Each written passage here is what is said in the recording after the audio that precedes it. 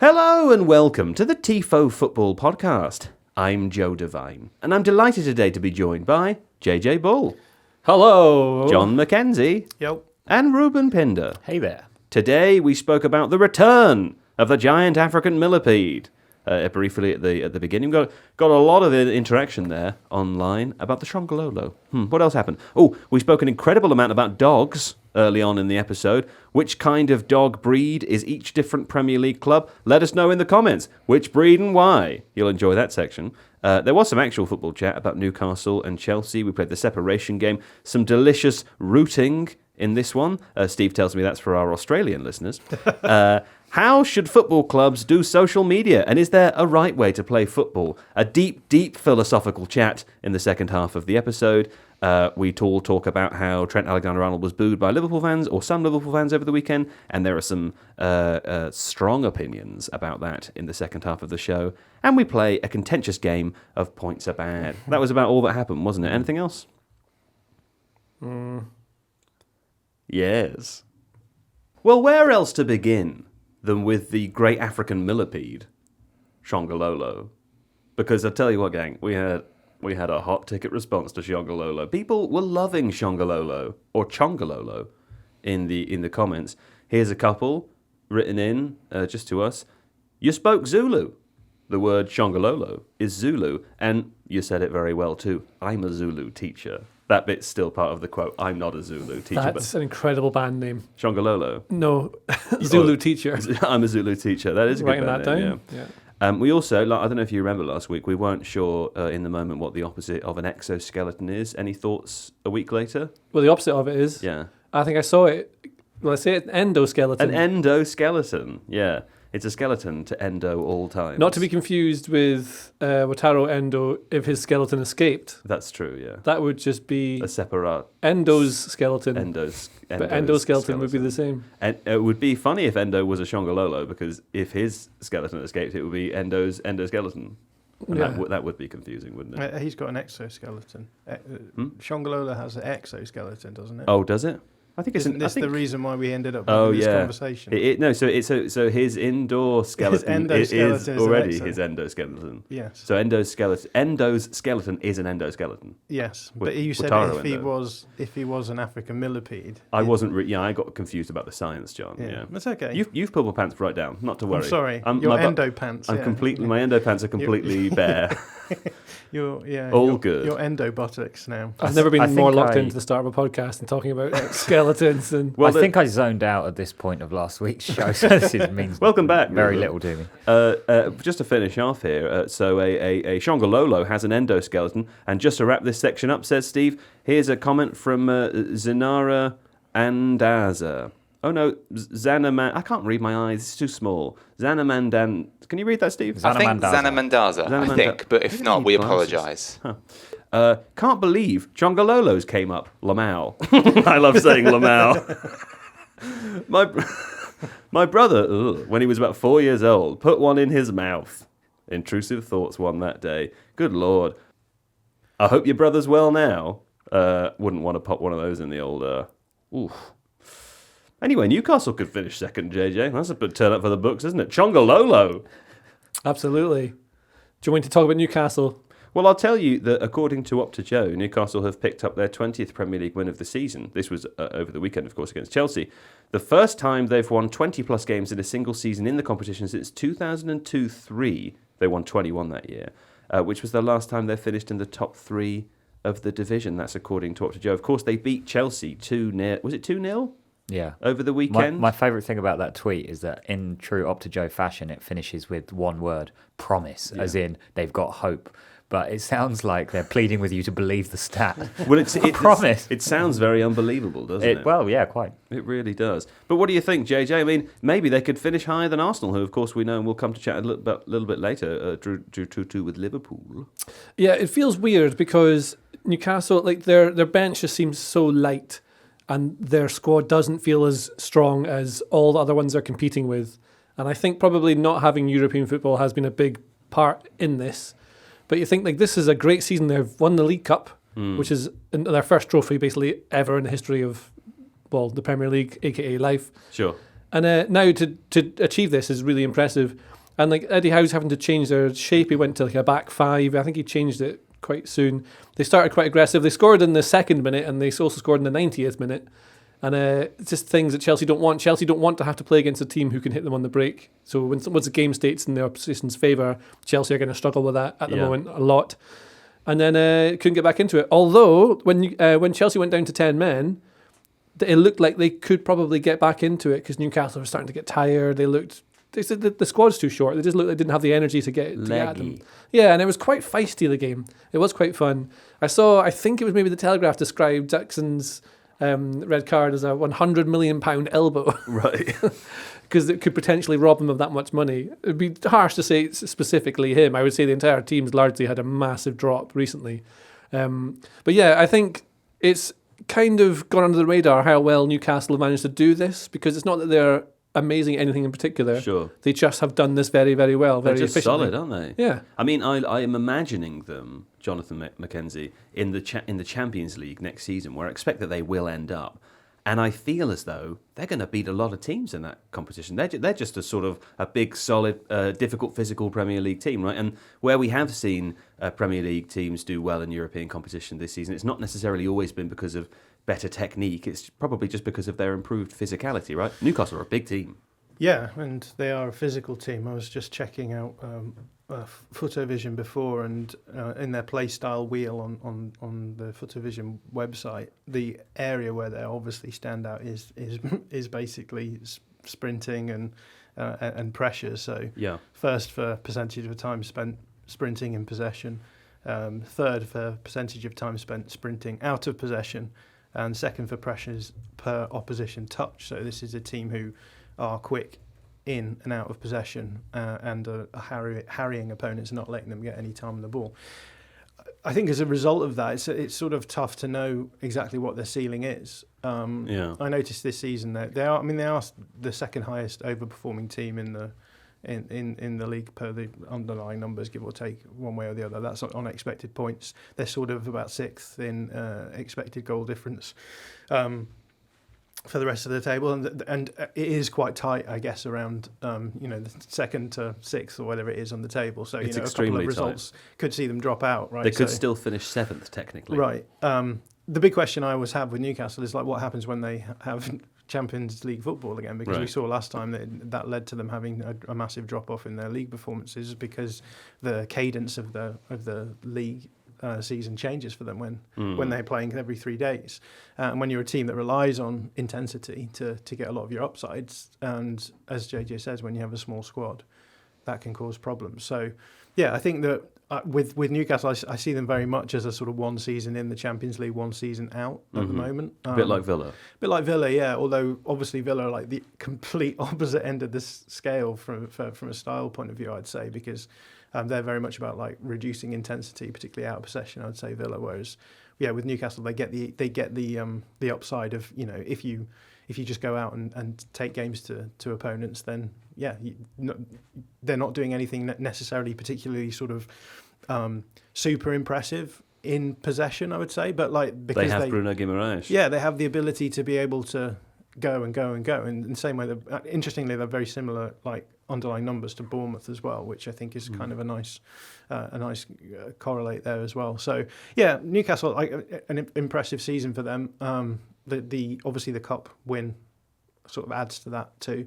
But everything's sort of come together for them at this point in the season, which is when you want it to come together for your team. And like you say, I expect to see them in the Champions League next season. I was just thinking when you were describing them there, maybe they're not doing anything like something quite as tactically interesting as Villa, but they can, they've got this incredible amount of energy. They can just keep going and going. It made me think about dogs, like when you watch Crufts and you think, well, that's a fine looking animal. But if you watch a greyhound run, even if it's a scraggly greyhound and it's running so fast, it's much more impressive to see, isn't it? There's something interesting about speed, which got me thinking, if you had to assign Newcastle a type of dog breed relative to Villa, what would it be, and how would that encapsulate their sort of tactical or performative identity, John? Well, Whippets, obviously. I think. You think a Whippet? Border Collies.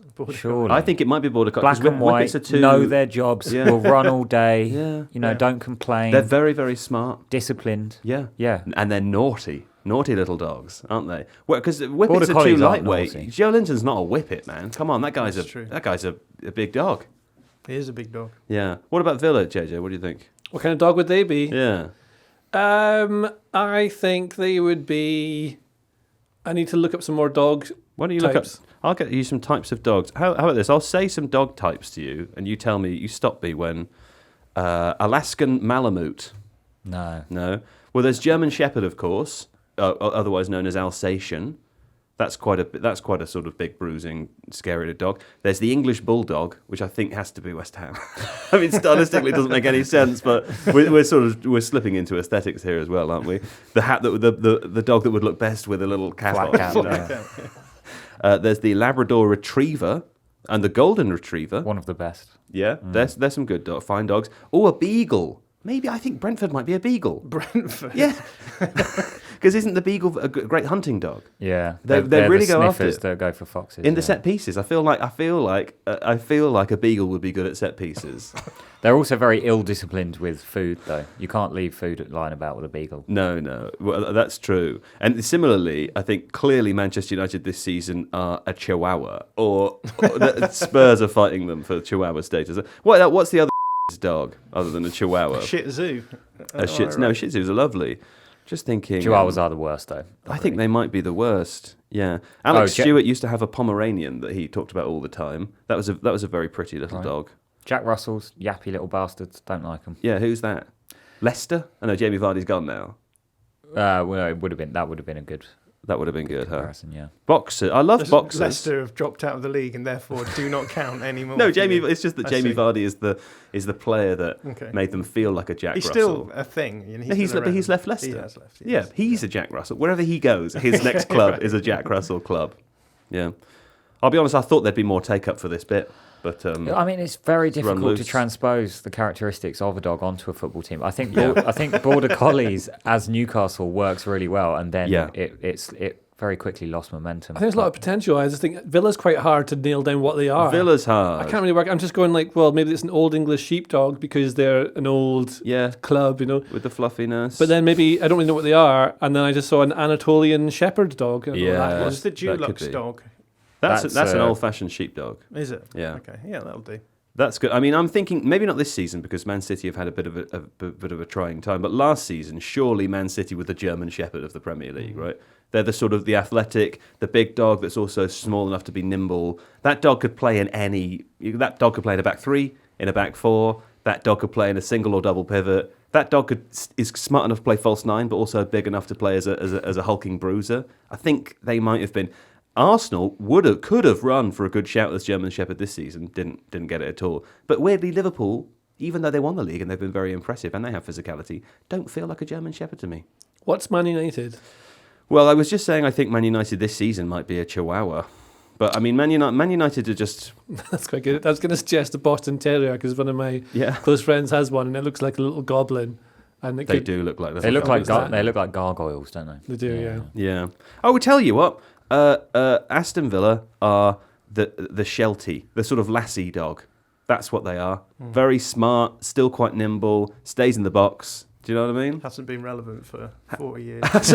but he's coming back. He's making a comeback. Is Lassie making a comeback? No, but Shelties are. Okay. What about Chelsea? What about Chelsea? What kind of dog are they and football team? No, that's just rhymes.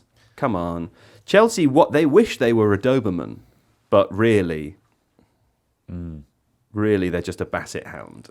Actually, Basset Hounds are very good. Wouldn't they be one of the fancy dogs? The poodles with the posh haircuts. Labradoodles. They take a them Labradoodle. A Labradoodle. Some of those Labradoodles look like people in dog costumes when they're So when you see these dogs, right? The limbs are too long, the paws are too big, the limbs have too much dexterity. I'm like, that looks like a person with too much control, not a dog, and it freaks me out. There's a weird advert on the TV at the moment where there's it flips between a dog and someone in a dog outfit, and I never watch adverts enough to ever really make the link of what's going on, and I don't even know if modern adverts even need to make sense anymore, but I don't know if anyone's seen that. I have seen it. I can't even remember what it's promoting. I have no idea what it's promoting, but it just flips between some woman playing with a dog and then the dog becoming human and chasing people around. It's very odd. I've asked my robot friends if Aston Villa were a dog, what would they be? And it says they'd be a border collie because they're intelligent, tactically disciplined. Right. Border collies notoriously tactically disciplined. I think it's going to say that about energetic team, and consistently punching above their weight. Right. Yeah. What is a border collie punching above? That's what we said Newcastle would be. I wonder if the first answer to any "what would a football club be" question is border collie. Maybe it is. Because all human football teams are smarter than dogs. So you got to pick the smartest dog, and that's your border collie, right? I used to have Except a Man border United, collie. which is now currently a cat. Yeah. No, cats are better. Man United, if it was a different sort of animal, would be, you know how sometimes you have those farms that have a goat that thinks it's a dog? Yeah, that's what it Like, is. they can jump really high, and there's some stuff they can do really impressively well. And you look at it and you think, God, your ancestor must have been incredibly impressive, because I've seen an Ibrox scale a cliff, and let me tell you, that is something special. Drop a goat on the side of a cliff, that guy's dead, you know? So There are evolution's goats not been that kind to can them. climb on the cliff, though. Have you not seen that? Ibrox, yeah. David Attenborough, yeah. Yeah. No, but there's On the the side, they're Spanish licking the goats soles. What as have well, Rangers isn't got to do with it? Oh, are they not called the Ibrox? Isn't it an ibex? Ibex, is it?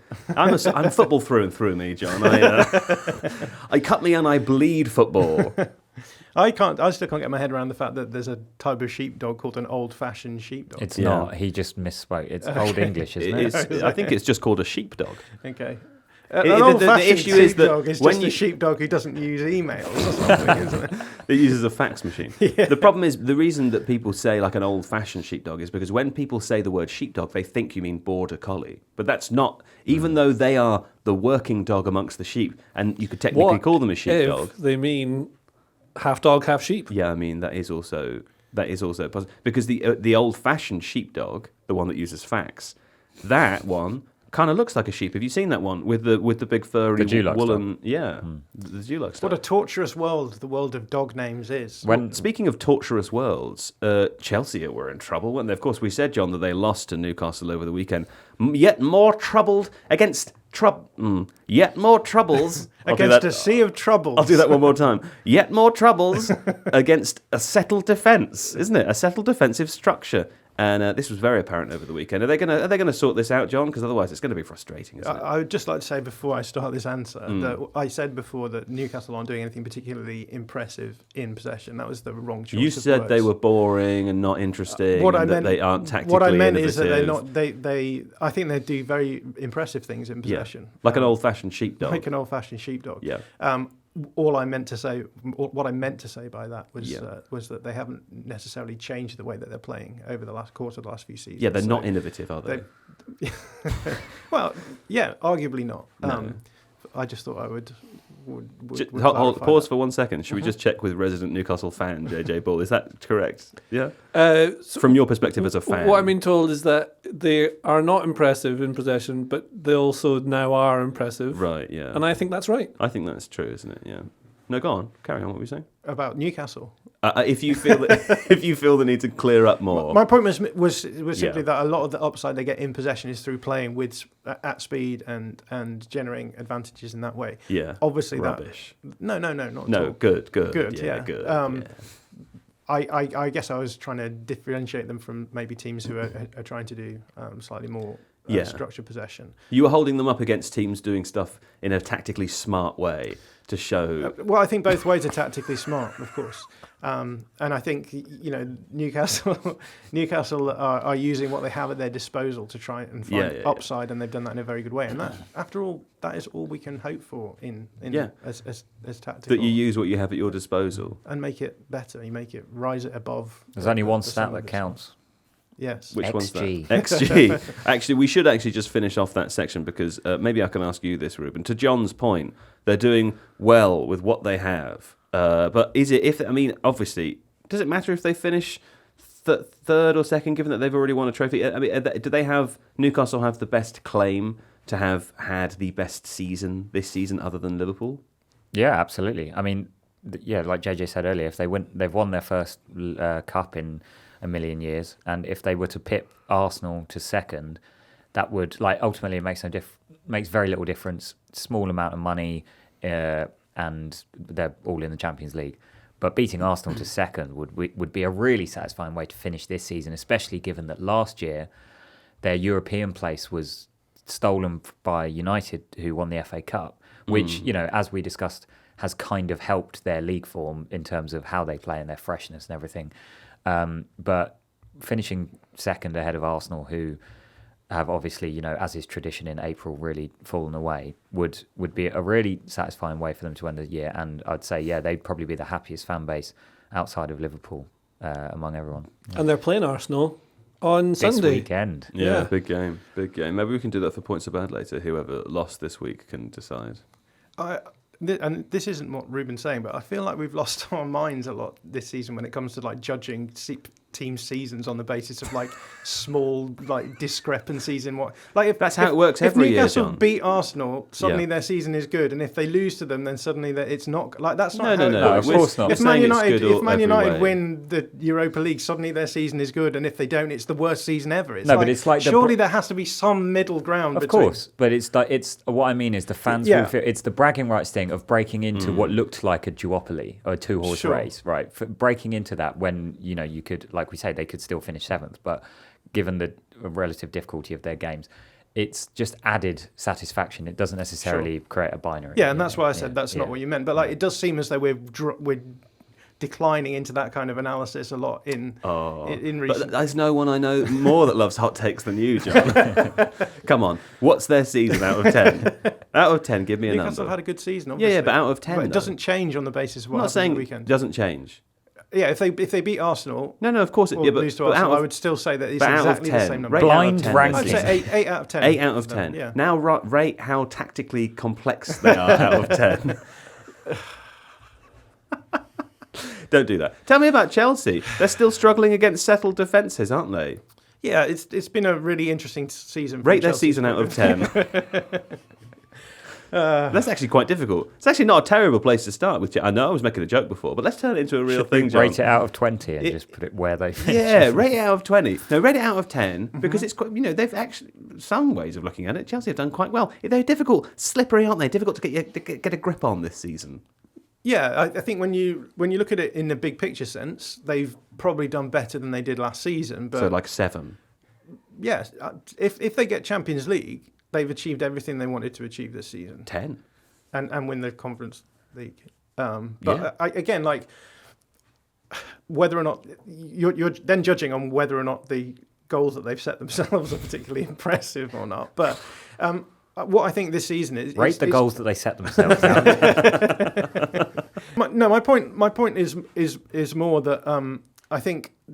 Again, it's coming back to what we were talking about, right? It's like so much of it comes down to like fan perception these days, and I feel as though Maresca's struggled with this wherever he's gone. I say that as though he's had a long storied career. He struggled with this at Leicester as well. But with this concept of like success in terms of actually when you look at what the club have achieved relative to their goals, they've been fine. Yeah. But the fans feel as though, you know, either the football isn't exciting or the football is naive, and has moved from a situation the beginning of the season where they were playing lots of, you know, open attacking football and looked quite good, to now when the football has become more controlled, and you can trace that across a number of different metrics. Yeah. Direct attacks are down, counter attacks are down, possession phases are up, so the more possessions in game, possession phases in game are down, which means that generally speaking their games are more controlled.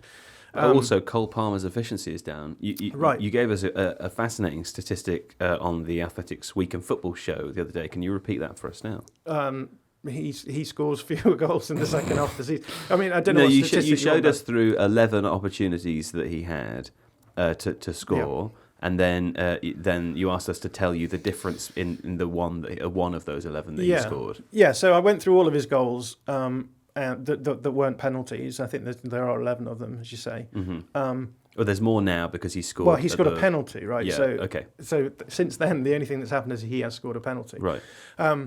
But yeah, he seems to score goals or generate good chances in more chaotic game states, particularly when defences are running back towards their goal, when the structure of the defence is a little bit more open. So when Chelsea are breaking on a team counter-attacking, right? And they did that at the beginning of the season. They do it less now, and we can argue about whether or not that's because Maresca does want that to happen.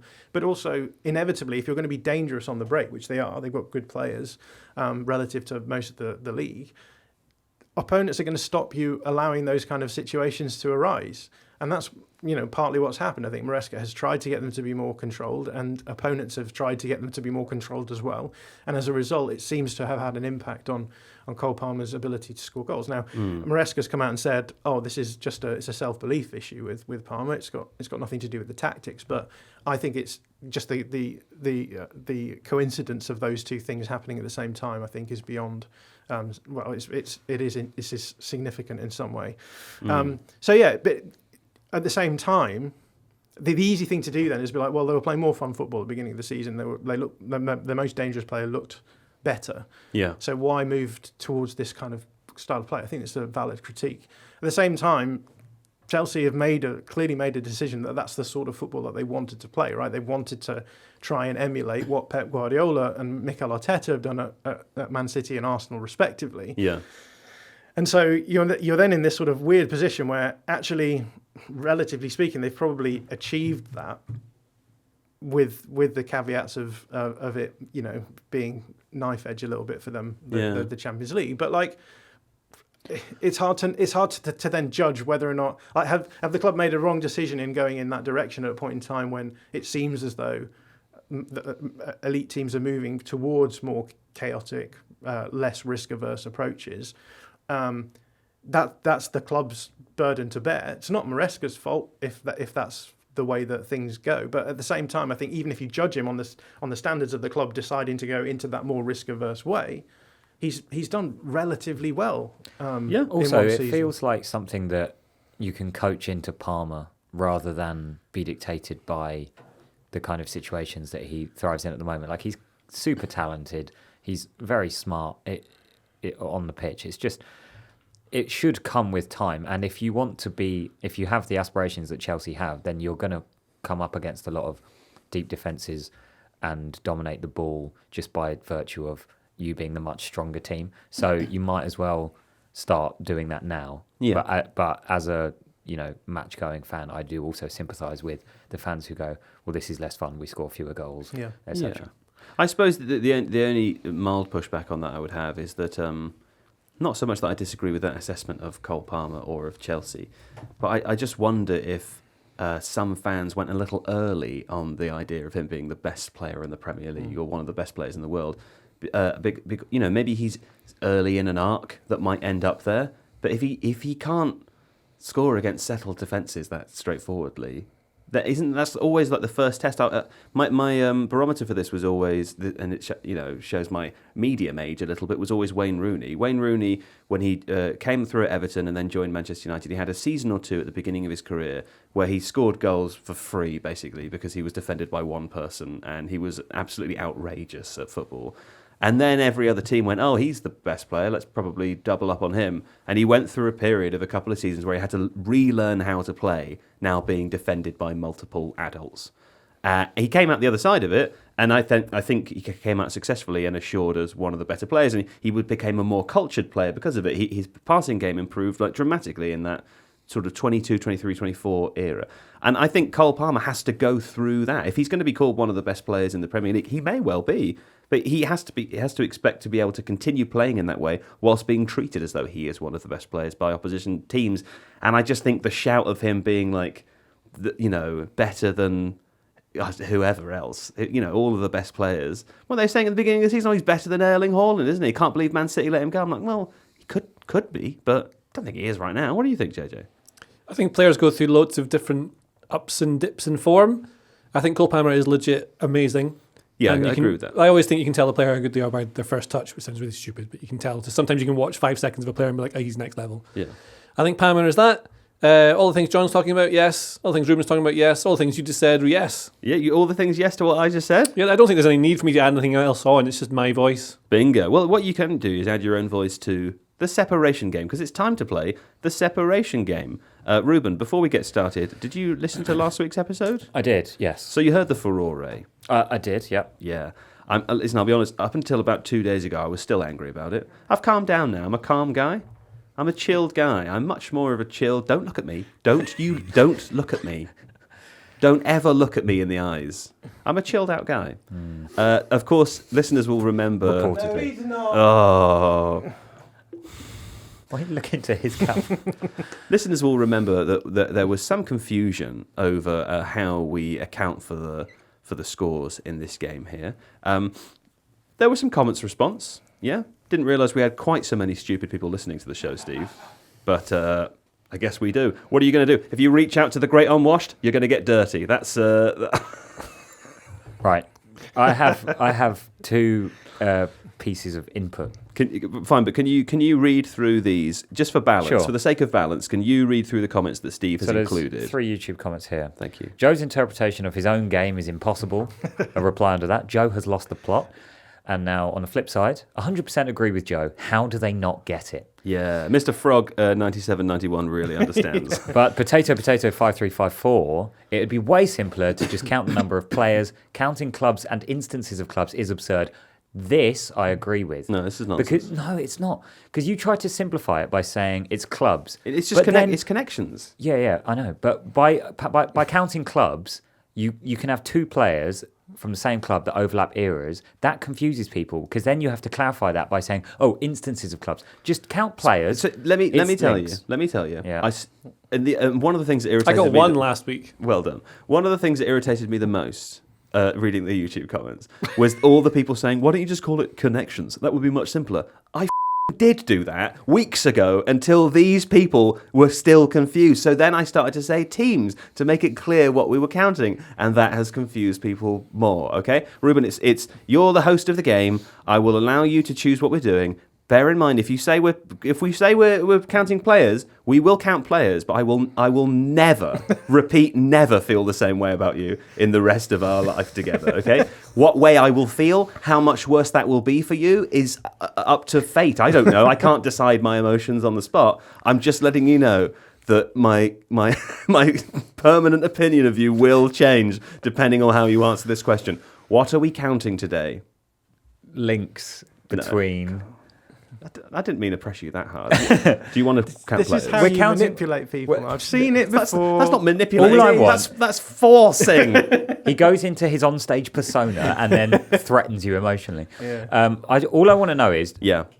are we including the 2 players that I'm about to name? You're the host. You decide. But the links are between 2 players, so... No, we're counting players now. That's what Ruben Yeah, wants. we're That's what the counting commenters players. want. Well, then I would have got 3 last week rather than 1. So that's stupid. but So it has it's to be equally 1. impressive. Okay, right. So we're counting the number of players in between the beginning and end. The connections between them. Mr. 1. Speaker, I think we should do both. We should have players and links. Mr. So Speaker, if- I put okay, it to hang you, A the third MP for way, as Crawley. it were.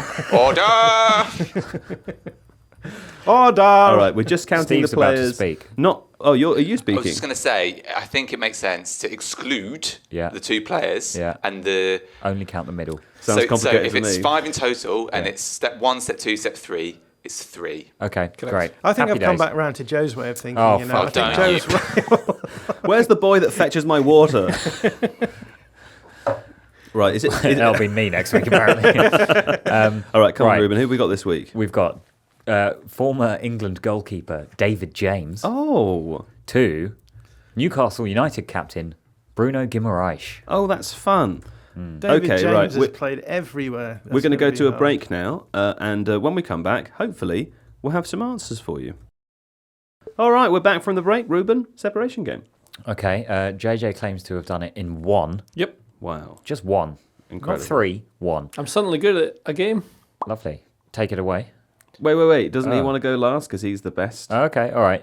You, John, have I not got don't- it? Yeah, I've not got it. I'm just looking at the 2020-21 Leon side because it's quite a fun side. Yeah. I Was bet that Memphis Depay, Lucas Paquetá? Yeah, that's right. Yeah, Jason Denier. Maxwell Cornet, Ah, yes. Ryan Shirky. Nice. Joe, did you get it? I did. I got it in 2, Ruben. Okay. My route is a fun route. Yeah, go for it. I didn't realise this, but David James played at Bristol City with Yannick Bolasie.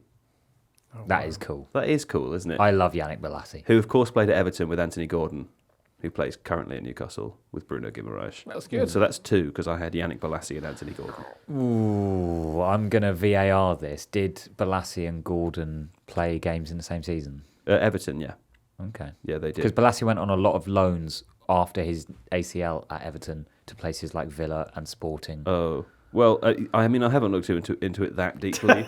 It's possible they didn't, but equally, I'm gonna I'm not look claiming into to it have that won. deep. So I would say no, but don't worry just about upholding the rules that you Yeah. quite rightly imposed. If it on. were a tie break, then it would be this could okay. change it. But I mean, JJ claims to have a better route. JJ so claims to you have got go it in for one via Aberdeen. Yeah. David James played at Bournemouth, which is where Ryan Fraser went from Aberdeen.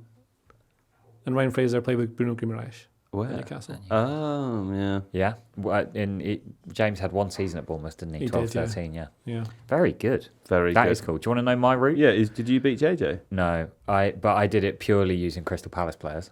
That's nice. Did you use Yannick Bolasie? I didn't. Oh, cool. Who So else? David James, you remember he played for Portsmouth when just towards the end of his good 09-10. Sure, in the Pompey era. And he played there with Joel Ward, Oh. who a couple of years later joined Palace and is still there. Yes. So played with Joachim Andersen at Right. Crystal Palace. Right. And Joachim Andersen overlapped for 6 months at Lyon with Bruno Guimaraes. Oh, that's nice. That's a tour, right? Yeah, that's a tour. I was looking at this Lyon team, by the way, the Olympique Lyonnais team from 21-22.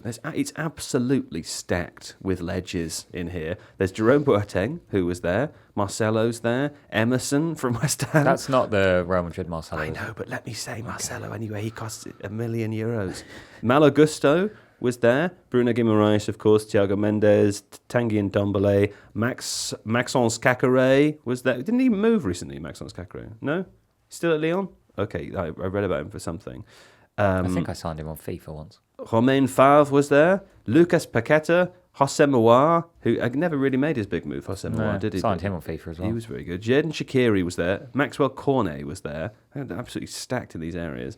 Ryan Cherky and Moussa Dembele was there as well as Islam Slimani from that Leicester team. Remember, that's a who's who. Incredible team. Well, yeah, in 2021 they got to the Champions League semis, I think, because they knocked out Man City.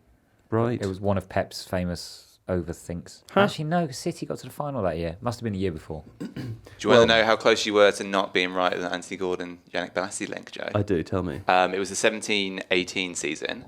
Yannick Bolasie played, just double checking this now, Yeah, you're correct. I've checked it too. Not that I exist just to prove Joe wrong. 17 appearances in the Premier League for Yannick Bolasie. So all competitions, sorry. Anthony Gordon, 1. Yeah, it counts. It all counts, doesn't it? It all counts. At least I finished the game, John. Don't shake your head at me. Now, if you were a football club, John, after this sort of woeful performance, you might put something trolling out on social media, and then people would criticise you. I just think that you guys didn't come out to play the game. I did, and unfortunately, it just meant that I didn't win. Absolutely. Well, the reason I'm bringing this up is because Southampton Saints, they did some quite, I thought was, I don't know if I'd call it amusing, but something a little wry on their social media over the weekend. Tweets including things such as a point without even trying to play. That was one of them. Other than that, they said, sorry if we got your hopes up at Derby County official, because of course 2 things happened over the weekend. One, Southampton drew with Manchester City, taking their points total to 12, and listeners will know that the record low in the Premier League is Derby County's 11 many, many seasons ago. The other thing that happened was, who was it? It was their centre-back, wasn't it? What's his name? The Man City centre-back? The Portuguese guy? Ruben Dias said in an interview, in a post-match interview, he said, one of those sort of quite common criticisms of teams that play against good teams, he said something along the lines of, and I'm summarising, they didn't even come here to play. They came here to actively not play and to, just make it harder for us. And I and everyone else presumably watching thought, thought like, that it does make sense to do that against Manchester City, doesn't it? But my questions, I suppose, are twofold, and JJ Bull, I'll address them to you. The first is, do you think it's okay, because Southampton did come in for some online criticism for their sort of, amusing troll-style online tweeting, and they also put quite a funny video on TikTok of that interview, followed with lots of clips of the game with Man City doing really shit stuff, which is quite funny. Anyway, do you think it's like it is appropriate or right or wrong or whatever for teams to act that way online? And also, what do you think to the fairly common these days, I would say, criticism of players sometimes after a game that the opposition team didn't even want to play football properly because they got some kind of result out of it? Well, I have always supported teams, Aberdeen and Scotland, who have to constantly play the way that Southampton do against big teams. And Newcastle in England. Yeah. Sure, yes, back in the day, yeah, sure. So all the time. Scotland always have to do that. In fact, Rodri came out, another Man City player, and said exactly the same things. Fat Rodri, you call it? In fact. Oh, in fact. I think you said Fat Rodri. He's definitely came not out. fat. No, he's not. But he came out and said Scotland didn't come to play and all that sort of stuff. Right. I think the social media stuff is really interesting because, and this reflects like all businesses in the world, because what they want to do is drive fan engagement and seem like they're cutting edge. And the thing with like TikTok and Insta and all these social media things is that they're kind of run by youngsters. So youngsters define what the language and what the visual language and what the trends are. And companies only jump on that really late. But a lot of these social media managers they have running these things are quite young. They hire them young. Yeah. But what I found throughout my career is that people often get hired to places when they're young because of what they can bring and what they can do. And then it gets kicked out of them almost instantly because they want to have this accepted language or accepted thing. Yeah. This is the way it's supposed to be done. And you bring in more like in TV or newspapers or whatever, it's more producers, and it becomes the same as everything else. And then you're not in touch with what the kids or what the actual culture is. So then what like you can see it in music is that someone does something really cool and unique and new and it goes really well, and all of a sudden these magical artists appear out of nowhere. Not to say that they've been manufactured, but they just start copying it and do that sort of thing here. So when teams, I mean, this thing where you make fun of a player for an opponent doing it, they've been doing it for ages now. Like, Sure. And if they didn't do it, loads of fan accounts would do it. Yeah. So what's better? How do you drive engagement to your own social media and help yourself grow? You employ someone who can do this really well, but staying within the parameters of fair play, really. Sure. And then you can drive that sort of the fun narrative where you can say, oh, look at us, we're doing this, we're all together, we're a big club doing this sort of thing. But it's probably done in an office where there's several of them. There's like groups that you hire, and oftentimes it's not even someone in house. It's an agency. It's an agency. Yeah, I think clubs and like most smaller clubs don't have the agency. They do it all in house, and they'll have someone who's hired to do that. But you'd imagine they probably have to go through some sort of quite stringent editorial process.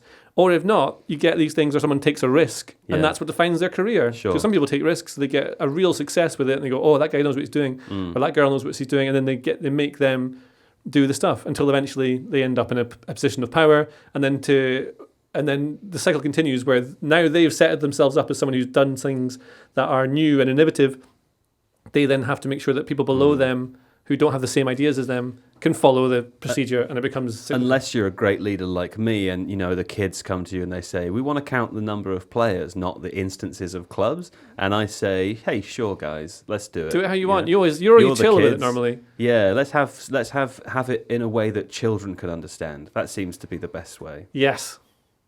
Southampton specifically have come under criticism for this kind of social media tone because they've obviously had a terrible season. So if you have 12 points, should you really be making jokes? But, I mean, personally, I think it's kind of fine because this is expected and enough time has passed now. Like, surely they can... Like, they celebrated taking points off City. There was a big roar in the stadium, despite the fact that they're going down bottom, because they've broken that record. So the tweet to Derby saying, sorry if we got your hopes up, personally, I thought that was fine. As is the taking the piss out of Ruben Diaz's pathetic interview. But it's sort of owning your own failure in a way, isn't it? And and obviously there's a fine line. With in terms of professionalism as well as reading the room of the fan base. I didn't see anything wrong with any of it. I think it's got more discourse around it because the sort of thing that normally remains on the club's TikTok account only has been posted on Instagram and then spread through Twitter, where an audience that wouldn't to different cohorts. Well, literally, but clubs do this kind of piss-takey thing on TikTok all the time, but they just don't normally put it on the other platforms as well. So it's just got a larger audience. But I think it's fine. I don't know. John, what do you think to the comment made by Ruben Diaz in the interview? Because it's something we hear regularly, isn't it? The opposition team didn't even come here to play football. They play anti-football. I mean, it's nonsense, isn't it? Yeah. Isn't it just bad losing?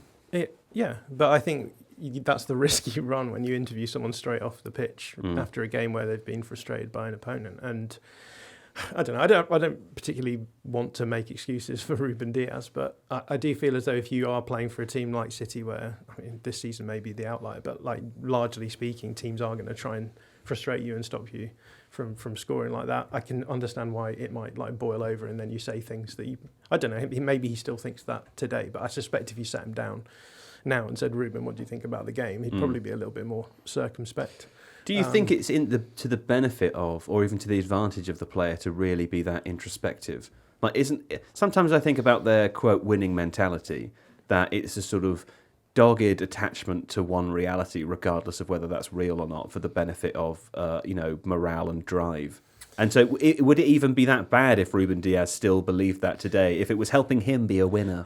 Yeah, sure. But I guess the reason that this sort of trips over into the other reality is that it's an interview to the fans, right? And that's what we're trying to negotiate here. What does it mean when you take? It's like the Harry Kane thing about believing that if he misses a chance, he's more likely to score the next one, right? Yeah. Like that's obviously a fairly useful psychological like framing for him to go out and score more goals.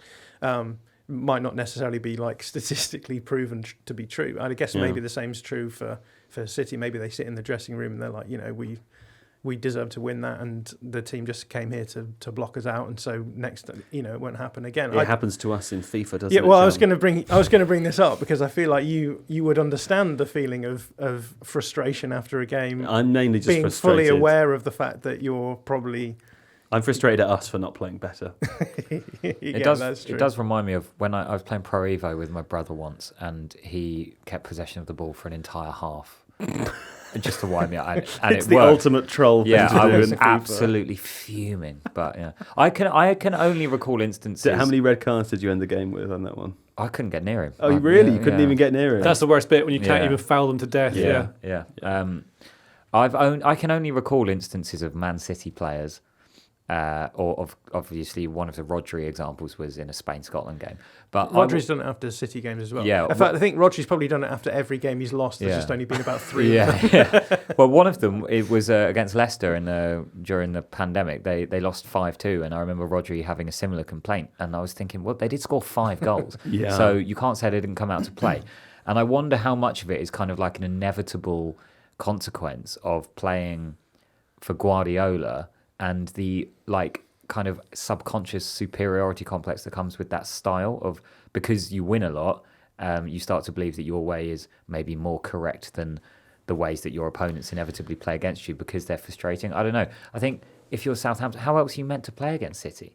Just put the ball in the net. I think that's an interesting comment because there's been a lot of examples of coaches who've come out and said, in many respects, the tactical approach that you just decide is like arbitrary. You just pick one which you think, obviously the one that you think is going to win. But then so I'm thinking Marcelo Bielsa is a classic example of this, but you'll hear it from like Roberto De Zerbi as well, where they say basically the players need to have ownership of the tactical system, because if they don't feel that sense of ownership of the tactical system, then it's really hard to get them to do anything for you. So this could just be like the overflow of that into the press conference, but this idea that we play football in this way and it's the correct way, and today it hasn't worked, but it did work, it's just that the other team came out to not play, therefore it's like all part of the manager's like process of actually getting the doubling down on the belief. Because if that's what it's all about, right? And I think, to be fair, I think that's one thing that Pep Guardiola has always been very, very good at is getting the players to believe in the systems that he plays, despite the fact that I think there's plenty of ways you can like outside criticize the way that they do things, but it's getting into that mindset where it's like we do this thing in this way because it works, and therefore it's worth even putting with the effort like in. slightly older players, like when he inherited Thierry Henry at Barcelona, like he's spoken about kind of learning a new position and a new system at sort of, I don't know, 30 odd, which was that backs up your point.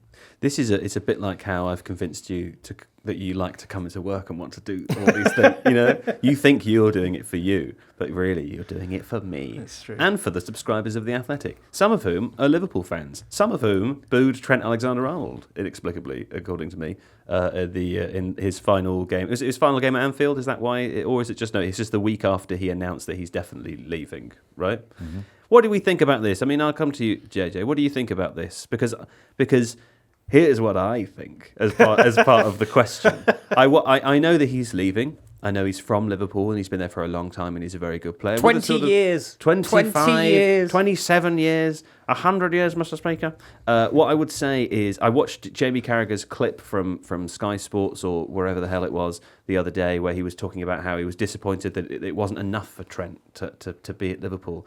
And I watched that and I thought, fucking so what? Jesus Christ. Like, some people want different things. Lovely that it's enough for you. I'm very happy for people who it's enough for. Might not be enough for me. You know, where was I born? Somewhere in the north, of course. You know that, John. I'm from the north or from Ireland. Any given day. What was the Theresa May line? A child of the universe. I'm a child of the Union. I've lived in all different parts of the Union, but my family are I'm technically, what am I, a second generation immigrant? Is it if my parents came from elsewhere? Listen, I'm the most English guy you know, but also not. It depends what conversation I'm having. The point I'm making to you, JJ, is to say that it may well be enough for me to grow up in a place and play for that team and think, all I ever want to do is play for this team. It might even be enough to think that until I don't think that anymore. And then I want to go to Spain for any possible number of reasons, and it's completely fine. And this is the one bit of like football fandom that I will never, ever, ever understand. Booing that player when he's about to leave after everything that he's done for the team is a disgrace. Honestly, it's actually a disgrace. People who do that should be ashamed of themselves, genuinely ashamed of themselves. And also, it doesn't really matter that much. And I didn't know I cared this much before I started talking. But that's how I feel about it. Everyone should just shut up and let a man choose what he wants to do in his own life. Christ alive. What do you think, though? Yeah. He's like 26 or something like that, isn't he? 26? Something like that. Like he's so young. Everyone wants to move away and do something. You don't have to live in the same place forever. Yeah. I think it's absolutely stupid. Yeah. Like, again, I support Aberdeen. Loads of our players have ended up leaving for someone like Rangers or Celtic, and inevitably you get stuck and you're like, oh, well, we'll never get anywhere unless he's just stay with us. Just stay with us. Don't you want to live here? But you want to leave Aberdeen. I love Aberdeen. Sure. But you can't there forever. Like, go somewhere else. You left. I left to achieve things. I want to go and achieve things. I wanted to go and live somewhere else and experience new things and like be surrounded by all this stuff in London. Yeah. I went to Glasgow for a bit to see if that was, well, that's not for me, but I tried it, you know. You got to try all these different things. He's 26. He wants to live in Madrid, this amazing city. If you haven't been to Madrid, go to Madrid. It's nice there. Yeah. Liverpool's fine. I'm sure it's good too. I've not spent enough time to know how good it is. People say it's lovely. It's a game played by children, and you're like moaning about it. You're booing a man who's like done so much for you, who also loves being from there. Must make him so upset. Yeah, it's so lame being mean, bullying a man for no reason. I was reading in the Athletic this morning, and I think it was James Pearce's piece described Trent as looking shell shocked by it, because I imagine he thought, well, I know they're going to be upset, but they're not going to boo me when I play these last few games. And they did. And it's insane. They've won the league. But it's just kind of going back to your comments earlier about that side of football fandom. Yeah. Like, the closest thing I can relate to it from like a supporting Palace point of view is all of those years that Wilfred Zaha was linked with moves away and didn't leave. And that loyalty is...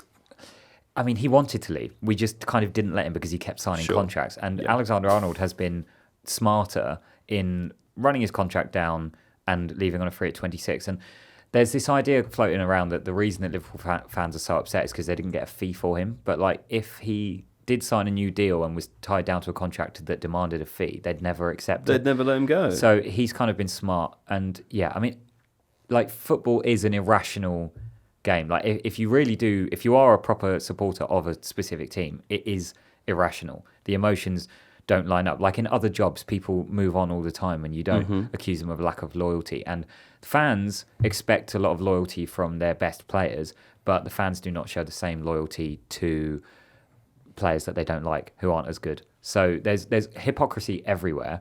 I understand it because it's an emotional game, but it's just one of those examples of football's inherent hypocrisy. But yeah, Ian Byrne MP in Liverpool tweeted, he said, "You never boo a Liverpool player who pulls on that precious red shirt ever." Right, yeah. I mean, John, we're about to move on to play points are bad, but any word from you before... No. It's all been covered, hasn't it? All of the different emotional ways you feel about it have been covered. This is like ethics, right? And ethics is just like you're only responsible for yourself, really, I think. And Would I behave in some of these ways? Probably not. Would people behave in the way that I behave sometimes? Probably not. I find it hard to get mad about people, especially especially against things that are so inconsequential, right? It's like in 2 seasons' time, Trent Alexander-Arnold will have played for Real Madrid for ages, and everyone will have forgotten all about this, really. And Right? then if he comes back to Anfield as a Real Madrid player, I think boo him by all means. He's on the other team. I think that's kind of fine. I think they did that with Suarez. That's and kind of Coutinho when they funny, came back. yeah. That's kind That's of kinda funny. funny, But yeah. when he's still on your team, Yeah. Again, I'm all for there's a sort of pantomime comedy in booing players like that. I just don't understand. This Alexander-Arnold thing is really weird. What he's done as a player is superb. Him going to Real Madrid makes sense for any human boy who can make that move. It's an unbelievable life experience that you can sort of do, and he's given an awful lot to that club. He is the worker. You shouldn't support the machine. You should support the people that are doing these sorts of things. Hard agree. Also, my one last prediction for this whole Trent saga is that because, I've notably just called him Trent to the annoyance of JJ Bull, I think when he goes to Real Madrid, he's going to have Trent on his shirt because Alexander-Arnold has too many syllables Trentino. and R's in it.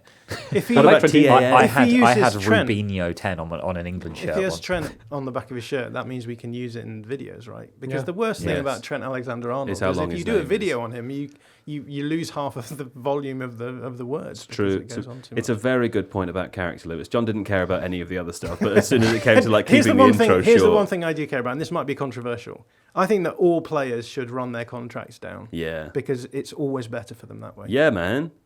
Everything we said will come. It'll be taken in a really poor way to the point that you're like, will we include it? I don't know, but Who it cares? shouldn't be. That's the case. You We're should be able to say definitely things. we're definitely including it, except the one bit that Steve's going to cut out is the bit where I.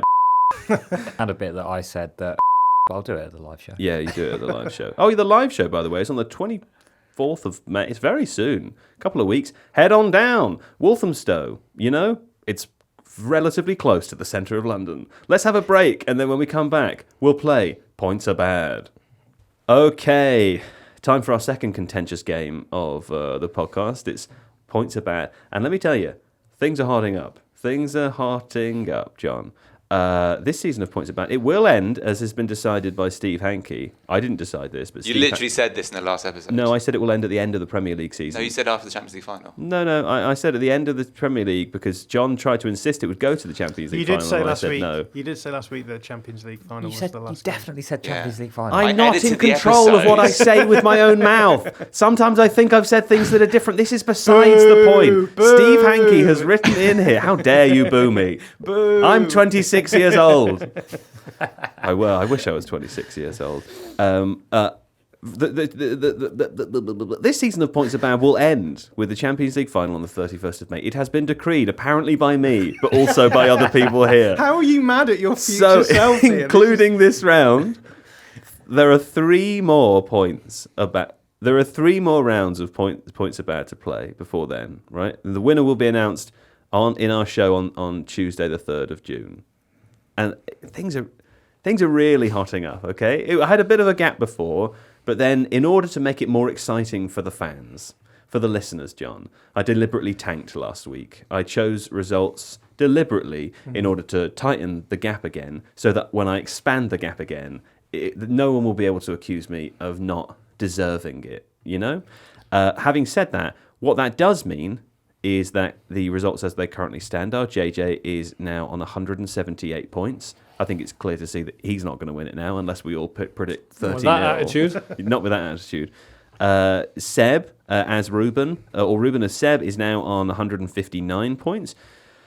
John, you're on 136, and I'm on 134. So things are a little tighter at the top than they used to be. Can I just say, you said that you tanked last week. Yes. You went with 1-1-1. Yes, no, but And I the knew other one was a 3-1, which is a perfectly acceptable score. But I knew it wouldn't be 1-1. And let me tell you, of course, the games we chose last week were PSG Arsenal, which was 2-1. I predicted 3-1 to Arsenal for that because I'm a perennial romantic. I hoped for something that didn't occur. I actually went out that day. I didn't watch the game. I went to hang out with my cousin in near Finsbury Park in London. And it turned out that every pub that normally doesn't show football was showing football because I guess it's the biggest game for the area for a very long time. We ended up eventually just going back to my cousin's house. But the walk home around 10 p.m. was very funny. There were a lot of like very upset people on some quiet streets. Those pubs had emptied out fast, hadn't they? And my route home was very quick and easy. Now, what else have we got? We've got Bodo Glimt versus Spurs. That was the one I said 1-1 for. Spurs won 2-0. So the points added... Oh, actually, Seb, Ruben, Kaya played as you last week, didn't he? And Kaya lost by the biggest. So Seb added 6 points last week. I added 5. JJ added 3. And John added 1. So John will be guessing last today. JJ will be guessing second last. Me third last. And you first, Ruben. Can you pick a couple of fixtures for us? And Steve Hankey would like me to point out that because the game's so tight and close now, and because the games in real life are getting big and exciting, that we should pick some big relevant games as opposed to just picking Scottish Premier League fixtures or whatever. Guess which big relevant game I'm going to pick this weekend? What's that? The FA Cup final. Oh, is that this weekend? Yeah, boy. That is exciting. Manchester City versus Crystal Palace on Saturday the 17th of May. Oh. That's why the Premier League games this weekend are 2 on a Friday and then the rest on Sunday, Oh, Monday. that's cool. That makes sense. Okay, so that's are we going Man City versus Palace? Yeah. Yep. I Okay, don't that's know the which order. team's officially at home, but yeah, City Fine. first. Let's just say Man City off for the sake of this, And Arsenal-Newcastle on Sunday. Arsenal-Newcastle on Sunday, and that's Arsenal at home. Yes.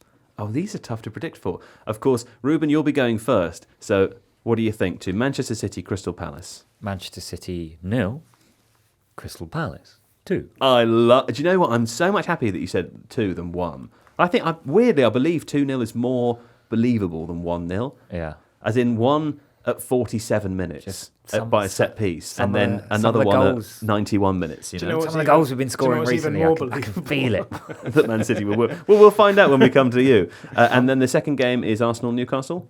Arsenal 1, Newcastle 2. Okay. Well, there we go for me. I will be picking Man City. 2-1-1's available to you there. Man City. This is actually really tough. It's really tough. And is this at 90 minutes or at after extra time if it goes there? It's always the final result of the game, not including Okay, penalties. cool. Yep. Yeah. So annoyingly, he could have 1-1 for this. Yeah, I'm going to say 1-1. Because I think Palace are going to play hard. This is So that tanking for fun. No, I'll tell you what, lasted I'll one say week. 2-1. 2-1 to City. Okay. Yeah. You're dead to me. Yourself. And then I will say for Newcastle, Arsenal, Newcastle, that's like got 1-1 written all over it. That's not like a... You're tanking again. You've No, only gone with sorry. 1-1-1 That's not a here. couching guess. That's like, I believe that game will be 1-1. Yeah. Okay, JJ? Don't leave John any good scores, please. You have to work with me here. Otherwise, my 5-0 opinion... Man City. Oh, for Fucking God's hell. sake. This is I mean, it could be. This is rigging of the game, Steve. I think that's what will happen. You think they're going to win 5-0? And that's not even spirit of the game. I think that's what will happen. Look in Ruben's eyes and say that. It'll be 5-0. Oh. They'll score after like 2 minutes and everyone will be so excited and the balloons popped. I've seen it. I've had it happen to me 1,000 times. What about 4-0? No, I want 5. No, don't influence. JJ's made his decision. Thank you. F you, Steve. All right, and then Newcastle, Arsenal. Arsenal, Newcastle. It'll be a draw. 4-all. Which it famously was in 10 and 11. I just feel like it I could think. be. Yeah. And that was 4-0 to 4-all. I just think it'd be more fun for it to be that. Steve, I want you to know that they're working against me here. John's I- effectively picking third instead of fourth, huh? As you may have noticed, I do not care who wins this. I wanted to use 5-0 for Man City. As if Palace. you did. Right, come on, I Man can't City, believe Man I'm gonna City have to go Palace. for my second option. Which was what? What did you go for? 2-1. I went for 2-1 Man You went City. 2-0 the other way. Yeah. 3-1. 3-1 to Manchester City. Okay, and then Arsenal, Newcastle. I think Arsenal will win 2-0. Wow. Can we agree that if I get both those scores right, I win the entire game? No, but Come on, 5-0 to 4-all. if you get them both right, I will buy you a cake. A I whole don't eat cake. I'll give you a voucher on Steam and you can spend it on whatever game you want. More of the same game as Civilization. I'll again. pay some of your mortgage. Okay, great. Yeah. Deal. Shaking hands on that. Yeah. £1,000 of your mortgage. Great. Easiest Come on, non-mortgage guys. payment I've What do ever you had. get? Oh, you get Nothing. I just £1,000 I get the other joy way. of being able to make a bet that I know will never come off. Those two fixtures together, I would love to know what the odds of those two fixtures combined would be. If you can work that out, is it possible to work that out? I'll check quickly. I'll do it. Can you do Sounds them combined? impossible. Wouldn't you? No, but wouldn't you need like a Yeah. some A kind of multiplication symbol. I don't understand how the maths works. A multiplication symbol, Mr. Speaker. Mr. Speaker, Mr. Speaker, I put it to you. I put it to you that I want to know what the combined odds would be. The odds that I'm coming across show those two combined results as 3,050 to 1. I feel pretty confident that I'm not going to have to pay any of your mortgage. So how do you so 50 to 1 and 200 to 1? I think You that's just multiply the two bottom I think numbers, I think and then we've it's already 1 got it over. there. Oh, Steve's aggressively telling me It's to wrap like up, so 250 times 250. this bit's not going to whatever make it into the show. I'm Yeah. going to just keep talking. Of course, Okay. Leicester City was 5,000 to 1 when they won the league. That's true. My mate had a bet on that. He puts £1 on Leicester. He's a Leicester fan. Mm-hmm. Puts £1 on them to win the league every season. That is amazing. Put £1 on, got £5,000. It's a shame he's been alive for 5,000 years, though, because it all Actually, evens I don't out, doesn't it? I don't know if he actually got 5,000. I think he might have cashed it out. That was early 'cause he got a sorry. bit That was panicked, such a good but- joke, and you just talked all over it. I And that's didn't the end. hear That's it. the end of the show now. That's the end. What a shame. JJ Bull, thank you for having me. yes. John McKenzie, Yes. Ruben Pinder, Outlook Palace. Steve Hankles. Yes. There we go. All right, we'll be back next week with more. And until then, enjoy the sum of your life.